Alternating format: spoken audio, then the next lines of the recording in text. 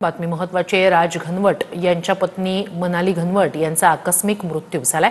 मनाली घनवट यांचा मृत्यू नाही तर ती आत्महत्या असं जवळच्या लोकांचं म्हणणं असल्याचं ट्विट अंजली दमानिया यांनी केलेलं आहे। सामाजिक कार्यकर्ते अंजली दमानिया यांनी या संदर्भात ट्विट करत राज घनवट धनंजय मुंडे यांच्या अतिशय जवळचे असल्याचं म्हटलंय आणि त्यांनी शेतकऱ्यांच्या जमिनी लाटल्याचं सुद्धा दमानियांनी ट्विटमध्ये उल्लेख केलाय। आताच्या घटकेला तो जो मृत्यू आहे तो नैसर्गिक नक्कीच नव्हता। त्यांनी त्यांच्या फॅमिलीच्या जे जवळचे लोक आहेत त्यांचं असं म्हणणं आहे की त्यांनी आत्महत्या केली आहे।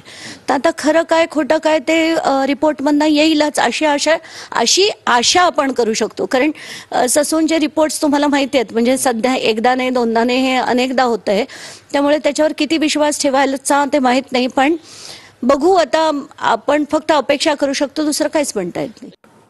बातमी बीडमधून आहे। मस्साजोगमध्ये देशमुख कुटुंबियांच्या घराजवळ अज्ञात महिलेचा वावर दिसून आला। कृष्णा आंधळेचे पुरावे असल्याचे सांगत घराजवळ रात्रभर ही महिला ठाण मांडून होती। पोलीस येताच बसमधून महिलेनं पोबारा केला। धनंजय देशमुख यांनी या संदर्भात आता संपूर्ण तपास व्हावा पोलिसांकडून अशी मागणी केली आहे। मी एका व्हिडिओमध्ये ऐकलं, त्या म्हणतात की त्या अंजली दमानियांना आमचा खूप चांगला संबंध आहे म्हणून। तर मला तर थोडासा धक्काच वाटला आणि मला खरंच कळत नाही की त्या बाई कोण होत्या आणि त्या कुठून कुठून प्रवास करून त्या मसाजोगला पोचल्या। त्याच्यावरनं मला तर खरंच देशमुख कुटुंबाची थोडीशी हेच वाटते की त्यांना प्रोटेक्शन व्यवस्थित दिलंय की नाही। कारण आज अशा जर कोणी उठून त्यांच्या घरापर्यंत पोहोचू शकतं आणि मला घरातच आंघोळ करायचे वगैरे असे हट्ट धरून बसतं, तर मला थोडी त्या कुटुंब